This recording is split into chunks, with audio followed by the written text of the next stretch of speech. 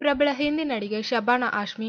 இவர் 1980 மற்றும் 90களில் இந்தி பட உலகில் முன்னணி கதாநாயகியாக இருந்தார். 5 தடவை சிறந்த நடிகைக்கான தேசிய விருது பெற்றுள்ளார். தற்போது சமூக சேவை பணிகளில் ஈடுபட்டு வருகின்றார். திரைப்படங்களில் ஆபாசம் தூக்கலாக இருப்பதாக அவர் குற்றம் சாட்டியுள்ளார். இதுகுறித்து ஷபானா ஆஷ்மி அளித்த பேட்டி ஒன்றில், சினிமாவில் ஆபாசம் அதிகரித்து விட்டது. பாடல் காட்சிகள் மோசமாக இருக்கின்றன. குத்து பாடல்களில் நடிகைகள் எல்லை மீறி ஆபாசம் காட்டுகின்றனர்.